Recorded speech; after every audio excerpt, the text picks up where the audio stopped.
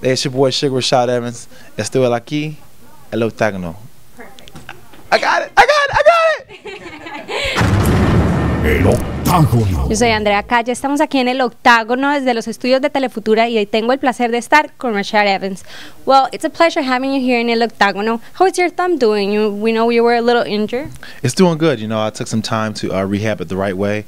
You know, it sucks that I wasn't able to get a fight with John right away, but you know, I think I made the right choice, and now my hand's stronger and ready to fight. Well, now that you're going into that, and you have, because of 3 times, you had to move away from your chance to going into title shots, also because injury. You know, how are you taking things? What is the game plan so you don't get injured in this fight that is coming up, and you're able to actually be ready for, you know, your title shot if it comes to that? Yeah, you know, that's the hard thing about it. You really never know, you know, what's going to happen in a fight if you're going to get injured or not. I just try to go out there and fight as hard as I can, and if the result of that is getting injured, then so be it. But what's more important is the fight. So I don't know, man. I just gotta cross my fingers and hope that I don't get hurt. Well, you are now in a new training camp, Brazilians. Tell us a little bit about the name. You know, where it came from. You know, the Black Zillions. You know, we came up with that name because in the beginning of when we first started training, half the team was Brazilian and half the team was black. You know, and then we just kind of kept it like, you know, just the name. But now there's many Black Zillions. There's, you know, white Black Zillions. You know, anybody can be a Black Zillion when it comes down to. What it comes down to more than anything is just our mindset. You know, how we focus and how we go out there and we push each other and how we train. Well, now tell us a little bit about the training. How this new training camp has helped you to, you know, get better in all your. Well, you already had a lot of strengths, and on your weakness, how have you focused on that? You know, I focus a lot on my jiu-jitsu and things I really didn't do before with my striking as well, you know. So I just been really just become more of a student of the game and training with different people. You know, they have different things that they used to do when they trained, so it they kind of open up another door as far as training is concerned. And you know, I just become a student again. It's like a new slate. I'm just like a new student trying to learn how to be the best fighter I can be. Okay, now your next fight against Phil Davis, he's also really good, you know, in wrestling, as you are. What is the game plan there? To turn it out into a wrestling match. You know, I mean, it's no secret. He's a wrestler. I'm a wrestler. The last thing I want to do is wrestle for 25 minutes. That could be exhausting. So I'm just going to let the fight happen, and I'm pretty sure that my wrestling defense is strong enough to keep him from, you know, doing whatever he wants to do as far as wrestling is concerned. So I'm going out there and just have the fight that I want to have and push the pace how I want to push the pace and pretty much just do what I want to do. I want to ask you a little bit about Anthony Johnson. You know, everything that he's going through that. You had actually an interview when you were pretty sure he was going to do so much better in this new division. And now he got released from the UFC. What do you think is going to mean coming up for him, and, you know, your thoughts about everything that happened?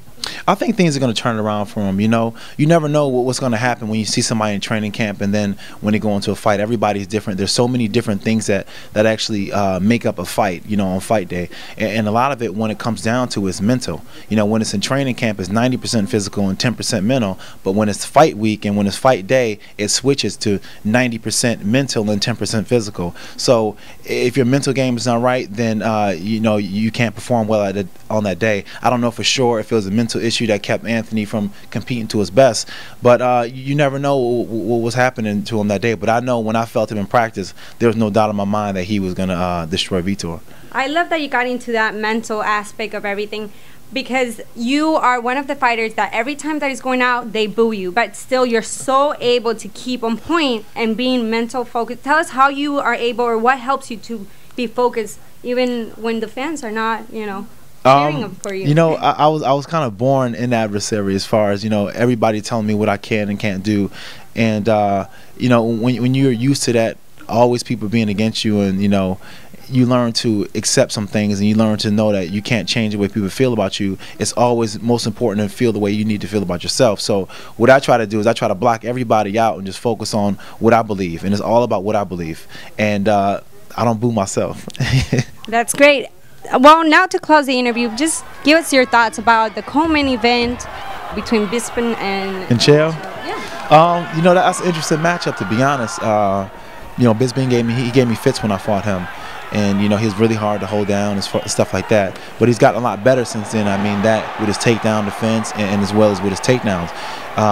So I think that he can put up a pretty good fight. But I think that Chael Sonnen right now is in the zone. He showed it in his last fight with that pressure that he has with those takedowns. You know, he's so persistent. He's so, you know, just on you with those takedowns. So I think that's going to be proved to be hard with somebody that can set a pace like Chael, you know, for Michael Bisping.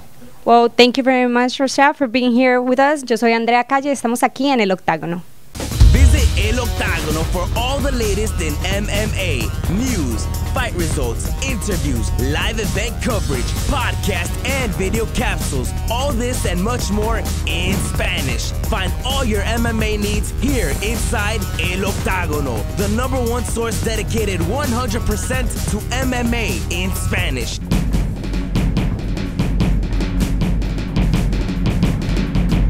eloctagono.com